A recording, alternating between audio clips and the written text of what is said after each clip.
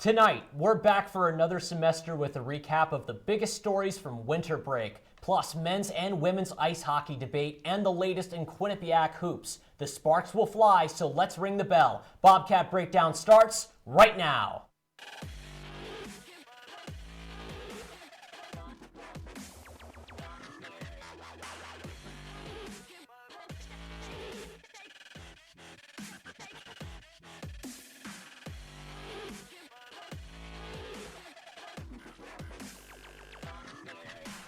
Live from Studio 125, it's time for Bobcat Breakdown. I'm your host, Clever Streich, and tonight we have a marquee matchup on the desk. I'm joined by our analyst, Santino Maioni, and men's ice hockey beat reporter, Matthew Mugno. Guys, who's ready to rumble? I'm ready to rumble, Matt. I've been looking forward to doing this first episode, the three of us on desk since winter break started. We had this locked in. I'm ready to go, man. Well, you know, Twitter's been ablaze today, and hashtag that just reported that I'm dating Margot Robbie, so I think that really brings the energy up today. Definitely. All right, now, before we discuss the here and now in Bobcat sports, let's take a trip in the breakdown time machine and flash back to the biggest moments from the past 6 weeks in Quinnipiac athletics. Take a look.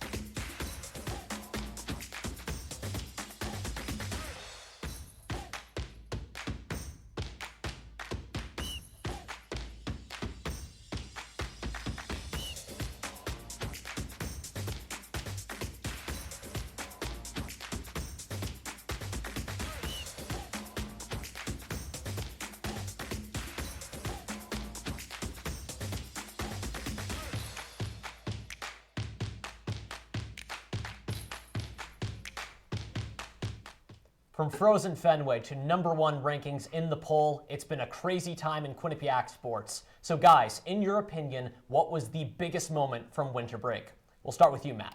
I have to go with the Wisconsin victory for the women's ice hockey team. They split the series, but they won on home ice at M&T Bank Arena. First win in 10 games in the program's history head-to-head with the Wisconsin Badgers. Katie Boudiette, her 5th shutout of the season at the time, was the star of the game, and that really brought her into the fold as one of the starting goaltenders, splitting it into a tandem with Logan Angers.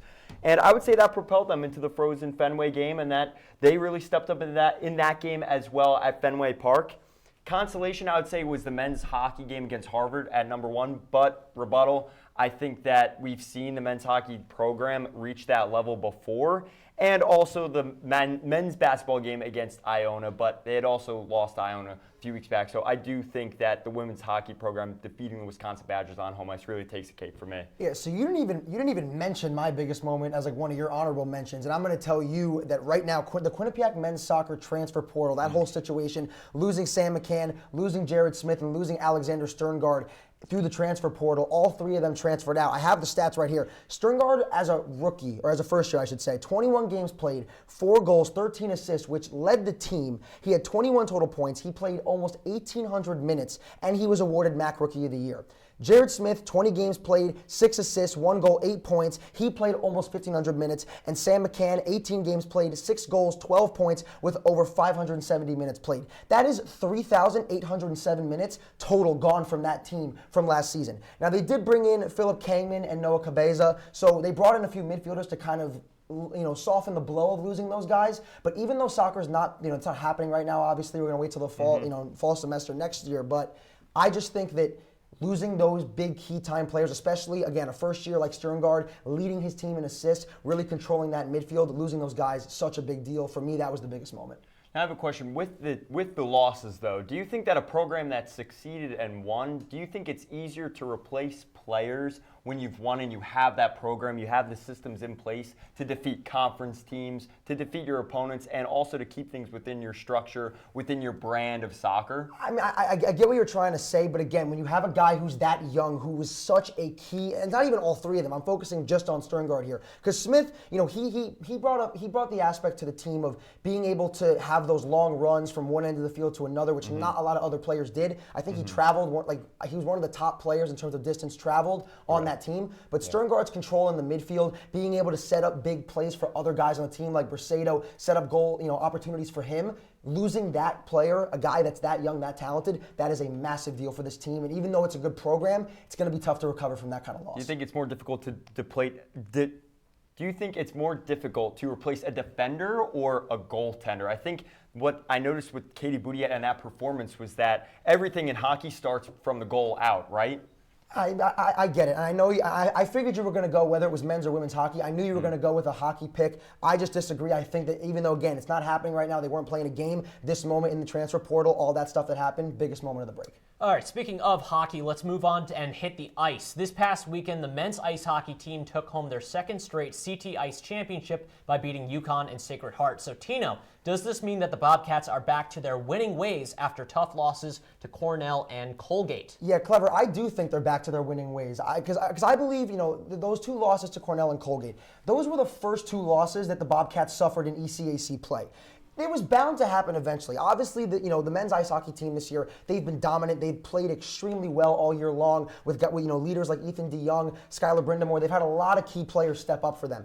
They were bound to lose at some point. Again, when you had not lost a game in ECAC play, a very tough conference that, and no matter where the teams are ranked, whether they're ranked in the top 25 in the country or not, you're usually going to see each team play the Bobcats or whoever they're facing. They're going to play competitively, and it's going to be a tough matchup. So I don't think it was that big of a deal, those 2 losses they suffered. Again, they were bound to lose 2 at some point. The way that they were able to come back against UConn in the championship game, down 3-2, they had let up 2 goals, I think, in the span of 4 or 5 minutes, something along those lines. A minute 40. It was a minute 40, even less than what I said. But, you let up those goals at the end of the 2nd period, come out in the 3rd, and you end up winning the game 4-3. All of that said, I think that momentum of that comeback win is going to lead them back to their winning ways heading out of it. I agree. And where I agree is that CTI showed that they can respond to adversity. And I think it's more important that you can respond to adversity than if you just put together long win streaks and lose every now and then. Now, I will disagree that those losses were pretty substantial. I think that the loss to Cornell, they had a difficult time getting to the middle of the ice. They had a difficult time generating offense, and that's against a team that's on the rise, a team that they might see in the ECAC playoff. Now, I do agree, though. I think they will be back to their winning ways because they play Harvard on Friday. That's a huge matchup. And after that, they play all below 500 teams. So I think it won't be difficult for a team that was ranked number 1 in the nation, now ranked number 2, to defeat teams within their conference that don't have a 500 record, that don't have the weapons that Harvard has. A lot of alumni from ECHL, USHL that played with the Sam Lipkin, who just won bronze for the World Junior Championship team. And for CT Ice, 5-0 shutout in the first game, right? And we saw that they responded to adversity in the second game. So an instant classic against number 12 UConn, a really good program that's always been on the rise. Coach Mike Cavanaugh, they've never regressed, UConn. So I think defeating the Huskies was big. And UConn had three 10-plus goal scorers, so they were able to shut those guys down. Now, something I also noticed with Quinnipiac was that line of Sam Lipkin, Colin Graff, and Jacob Quillen was shut down. It really came down to that senior leadership. So we'll see how that plays out going down the pike, but I will agree that I think they bounce back, and they will be back to their winning ways for the last stretch, but I also think that those losses were substantial. But so I want to ask, though, again, with you're saying the losses are substantial. When they hadn't lost a game in ECAC play yet, and again, whether it's no matter what the conference is, you don't think that being in conference play, like, okay, they're expected to lose a few? Like, do you really think why are they that big of a deal? You can lose a few, and I do think that there is more parity in the game of hockey. There's more players that can kind of play that hero role, but I also think that the loss to Cornell was tough. They only allowed 9 shots on goal in the game at home, where they won 2-0, and then they got smoked when they went to travel to Cornell. They lose 2 in a row. Not very convincing wins, not very convincing losses. Gentlemen, we'll see if the strength of schedule helps the Bobcats in the long run. After 2 years in Total Mortgage Arena this year, CT Ice moved to M&T Bank Arena as the start of a yearly rotation between the 4 teams of Connecticut. Matt, do you think it is limiting the growth of the CT Ice brand by moving out of larger arenas, or is this move for the best? I think right now it's the correct move to stay within that circuit, to go from M&T Bank Arena, then to Martieri Family Arena, then to UConn, before they move to a larger venue like XL Center. Why? Because SHU just put $7 million into an arena. We're not going to showcase a new arena in Connecticut. We're not going to showcase a new Toscano Family Ice Forum. $7 million, 2,600 seating capacity, very similar to Quinnipiac. SHU and UConn modeled their arenas to be like M&T Bank Ice Arena, and XL Energy Center, that hosts 16,294 fans. Where I disagree with what Mike Cavanaugh said, which he was very passionate in his postgame about where the tournament was held, is that it's not at that level yet. I think you need a few years to build a tournament. You have to build. 2019 SHU wins, not a lot of fans show out. Then next year, COVID breaks out. There's no tournament. The next following year, last year, Mike Singer, one of our producers, was on the call. You were on the call, Clever. I was. There was a blizzard during the semifinal, and there was still COVID going around. And a lot of restrictions because of it. So I think it's going to take time before this takes flight, and then you can move to a larger venue. Yeah, and you referenced Mike Cavanaugh's postgame interview. I have the quote right here. He said, "I think Quinnipiac did a great job, but I went on record last night, and I'll stay on it. I think this should be played at the XL Center. I think it should be played at a big venue. I think we're shortchanging ourselves by limiting it to 3,600 fans. I really believe that this tournament would get 8,000 to 9,000 fans at the XL Center." I just flat out disagree with that. Like you said, again, it's college hockey, and I'm not saying that people would not show out and come out for their teams. The fans wouldn't support them. Obviously, they would. But again, no matter how high these teams are going to be, Quinnipiac, again, a religious kind of top 5, top 10 team in the country, regardless of that, I just don't think wherever it's held, no matter what venue, I don't think the tournament is a big enough deal yet to garner that kind of attention. Maybe in the future, going forward in the next 5 years or so, I could see where Cavanaugh's coming from. But right now, I just don't think that it's reasonable, and I don't think it's going to happen in the next few years. Yeah, I think they're trying to make it the Bean Pot, but right now it's just too new of a tournament. Switching locker rooms, the Quinnipiac women's ice hockey team had a split weekend against an unranked Princeton Tigers, winning Saturday's matchup 4-0, but being blown out the next day in a tough 11-3 loss. Tina, what was the biggest difference between Saturday and Sunday's tilts? Yeah, I mean, obviously there was a big difference in the score, but the biggest difference I would have to say in this game was more so the play of Logan Andrews in goal. I didn't think, she got rattled early because Princeton, they scored right out of the gate less than 3 minutes into the contest. They put 5 goals on her in the first period alone on that Sunday game. I just think once those first few shots went to the back of the net looked like an ocean to Princeton. They could not miss. It was like Steph Curry from 3-point range. When Steph gets a few to go in the basket, again, the basket is wide for him. He's not going to miss. It was the same thing for Princeton. The goalkeeping play was not up to par as it was on Saturday. And overall, Princeton, I think, just dominated the entire game. Possession of the puck. Quinnipiac couldn't get any kind of offensive rhythm going. And Princeton just came out because Princeton came out on Sunday and just really showed they can hang with a team like Quinnipiac. And honestly, when you look at the Saturday game, despite Quinnipiac winning 4-0, there were parts of that game where Princeton looked like they were the better team, looked like they were outplaying them. The scoreboard didn't indicate that, but I think that Princeton showed overall in the entire weekend, despite getting the split 1-1 with Quinnipiac, they were the better overall team that weekend, and the scoreboard reflected that on Sunday. Yeah, now I do agree, right? Goaltending, it starts from the net out. But I do think that overall, I think it came down to more of what you alluded to, that Princeton seemed to have a hold on Quinnipiac even when Quinnipiac had won the first game of the weekend. Puck management and fundamentals, I think, were key. 5 goals were on turnovers or failed defensive zone clears through the first and second period alone. There was no protection in the slot or the danger zone in front of the net. None at all. I think the goaltending, although they struggled in net. Big time, yeah. I think the defense failed the team as well in terms of the danger zone. Like, pucks were going to the middle of the ice. There were failed clear attempts. But hold on. So you're blaming the defense more than the goalkeeper when you just said in one of our previous questions that the goaltending is the most important aspect of any kind of hockey It is one team. of the most important aspects. So how is it not on her more so then? You can't expect a goaltender to make 20 saves when your team is. She did it against Princeton the day before. If you're clearing pucks all into the slot, into the danger zone, where an opposing player is going to be wide open instead of getting a breakout pass going, I think it's difficult for your team to play team defense. And if you don't have team defense in front of you, then goaltender's going to surrender goals. It's funny. You said the most important. You're blaming the defense, but that's fine. Okay, Tino concedes. The debate has been heated, but we'll take a quick step away from the Flames. When we return, we'll hit the hardwood floor for some QU basketball talk. Keep it here on Bobcat Breakdown.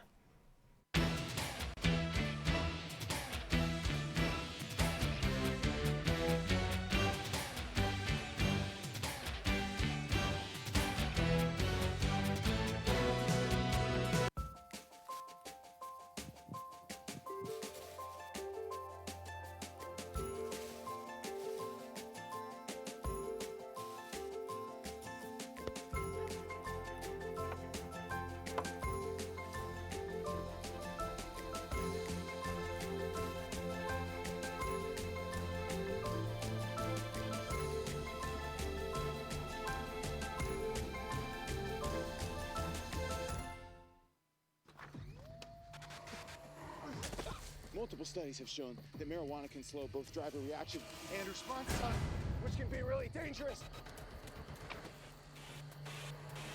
He's here. He's here. Wait. What? I can't drive. What? My. Oh.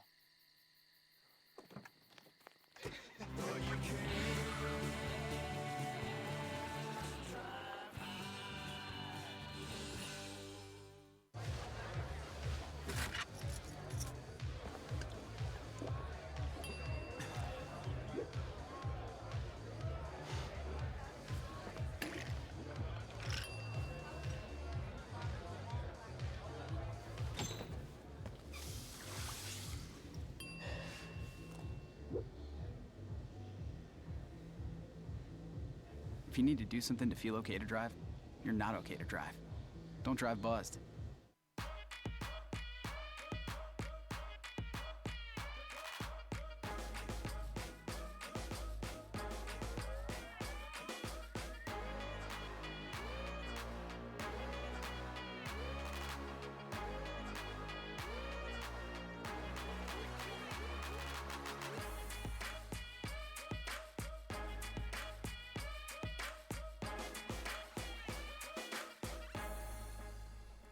Thank you for staying with us on Bobcat Breakdown. Guys, get ready to shoot beyond the arc because we are about to talk basketball. This weekend, a familiar face returned to the hardwood floor wearing the blue and gold's number 22. Mackenzie Dewees is back in action. Tino, what does Dewees add to Becca Maine's surging squad? She adds experience, veteran leadership, and a good scoring output in the backcourt. You know, with Jackie Grisdale, who's a sophomore, she's going to be able to come back in and really help Grisdale continue to develop. Number 21 and 22 in the backcourt doing big things. I am excited to see what the two of them can do. But Dewees, as a grad student now, just really adds that veteran experience and leadership for this team.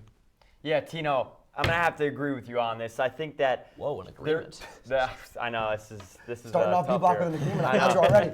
Right, good team without her, but a great team with her. Yeah. She can do it all the technicals, right? Rebound, shoot, she does it all. But I also think the most important thing is that she brings heart, and I think that's the most important thing. Would you agree with that or disagree that do you think her technical aspects are more important than what she brings, the intangibles? I just think, I more so what I want to point out is just, again, the leadership aspect. But if you look at what she's averaged in her her last 2 seasons. Junior season, she averaged 12.5 points per game. Senior season, she was at 13.8. So she's really been able to, again, help that scoring output in the backcourt. Again, you're right. She has a great jump shot on her. She's very technical. She just has a knack for scoring the basketball. Both her and Jackie Grisdale. Again, Grisdale, she put up 20 points in a game this season. She's averaging 10 points per game. So between the two of them in the backcourt, with Rose Cavalry being able to, distribute the ball to both of them, she's going to make this team a lot better going forward. Okay, let's shift to men's basketball. The Bobcats are hot in MAC play, stringing together several win streaks this season. Matt, are these runs luck of the draw, or are the Bobcats emerging as a top contender in the MAC? Oh, I know, Tino. I know exactly what you think. I don't know if I can look at you. I think it's luck of the draw, and here's why. I mean, last 4 games have been closer in points margin against their opponents. January 13th, 7 points. January 15th, 7 points. January 22nd, 5 points. January 29th, 6 points. 2022, they had a win streak from January 14th to 19th, and then in MAC play, 12-game losing streak after that. What was their record before that? 14-5. What's their record right now? 15-6. I'm going to go with some history here and say Baker Dunleavy squad.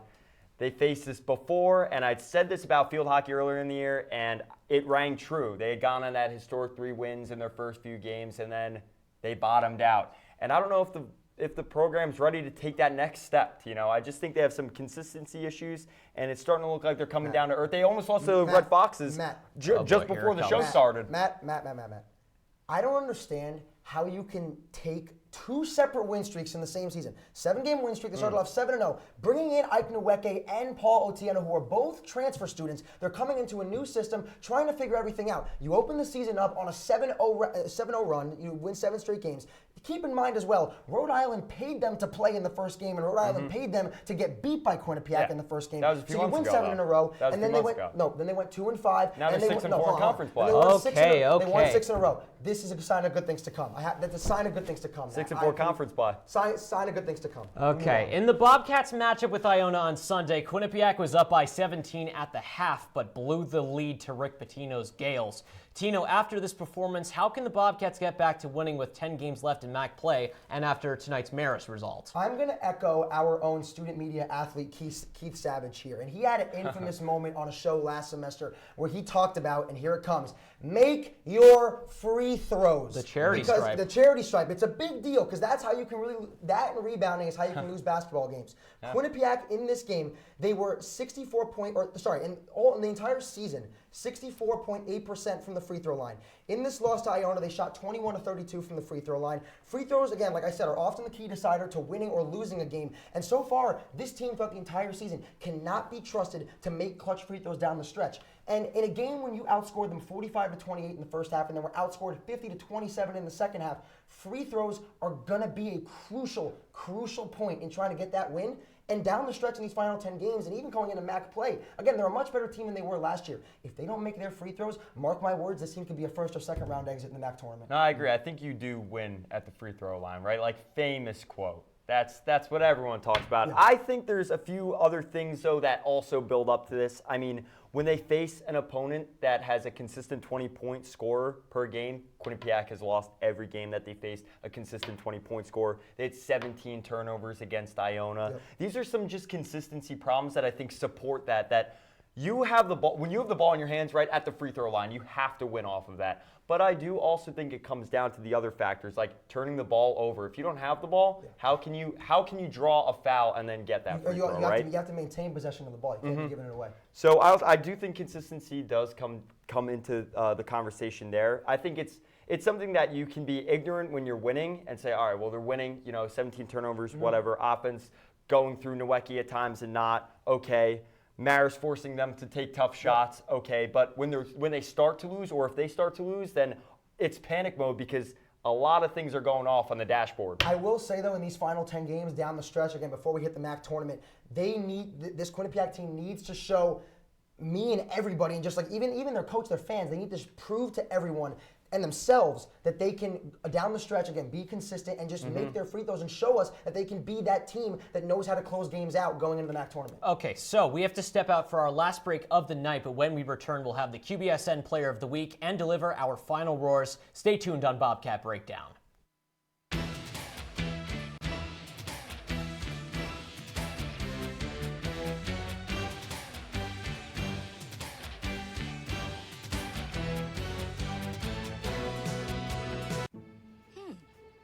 you can make retirement happen.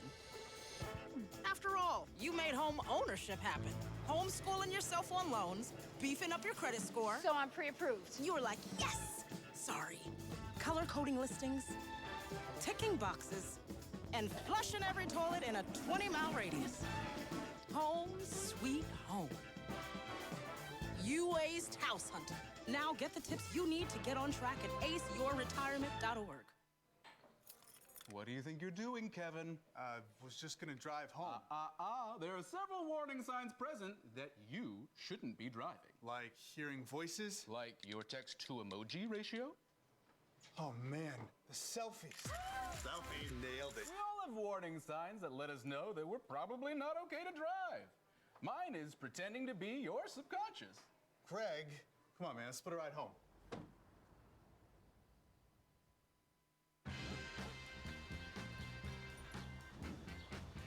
When we adopt a shelter pet, we discover they're a unique mix of all kinds of things. Come on, Drew, spotting on this last one.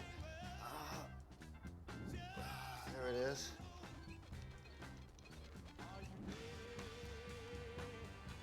Keep going with it. Leo. They're a little bit of a lot of things, but they're all pure love. I know what you're thinking. I need a job. I need a new career. Well, I've been there. I've been there. I've been there. I wasn't happy with what I was doing. After high school, I didn't have a plan. I just wanted to start working. I got laid off twice, but you gotta keep going. You just need the right skills. Find an apprenticeship. I found a 2-year IT program. I found a medical course online. I'm now a consultant in the tech space. You have more options than you think. You can do this. You will find something. You will find something new. Thanks for sticking with us on Bobcat Breakdown. We're in the home stretch for tonight's show, so it's time to see which Bobcat stood out as our QBSN Player of the Week.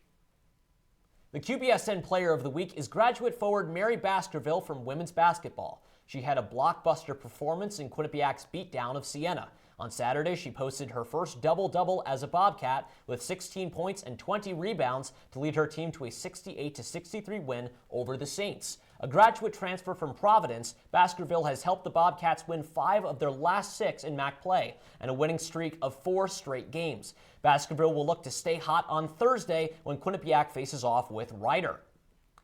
Before we throw in the towel on tonight's show, we've got some final roars for you. Tino, kick us off. Thanks, Clever. So we've seen some big changes in college sports over the past few years, including the rule change in 2021 that finally gave college athletes the ability to make money off of their name and likeness. Now, while that rule change has had a major impact on college athletics, I'd like to focus on another change that has directly affected the Quinnipiac men's soccer team this very offseason. And that, my friends, is the transfer portal. The use of the transfer portal by college athletes has increased significantly across all sports. This includes the likes of college basketball, college football, and yes, even now, college soccer. Heck, in just this one offseason alone, we've seen 3 players leave the Quinnipiac men's soccer team and 2 new players join the team via the transfer portal. The NCAA has had control over college athletes for as long as I can remember, but thankfully, the times are changing. The increased and frequent use of the transfer portal shows us that college athletes are finally being given the freedom to make decisions that are best for them and their future careers. Love it, Tino. And by the way, transfer this man to the Super Bowl. Is Rand Pecknold's squad the real deal? Reporting for the men's ice hockey team, it felt like the inertia of the season came to a screeching halt on a road trip against Cornell and Colgate. Recently, Quinnipiac University had the honor of hosting the CT Ice Tournament where they routed SHU and won the championship game over a formidable UConn unit. A response? Yes. But why do those 2 losses stick out? I argued just now how they will be back in their winning ways. In hockey, parity is more prevalent, and the hero can certainly be anyone on any night. Jake Johnson. Enter. We see more underdogs. There's no such thing as perfect, but it's become clear that the number 2 team in the nation can lose. Beware. The Bobcats enter a loaded tournament. They have one last ranked bout against ECAC rival, the Harvard Crimson on Friday, and then a few more light games before the ECAC playoff. And if they keep pace, national tournament. Will a less challenging schedule lead to another season of major successes, high expectations, and ultimately defeat? I beg you to ask yourself this question. Mull it over. Let it sink in. Count sheep before you sleep. By no means do I want to assume the role of Debbie Downer. I saw this opportunity to express how those two losses certainly have implications on the rest of the season. All right, well, that is going to do it for this Bobcat Breakdown episode. Thank you so much for tuning in. Be sure to follow us on Twitter at Q30 Sports and to also check out our website, Q30TV.com, and check out the Q30 app available on the App Store and Google Play. For San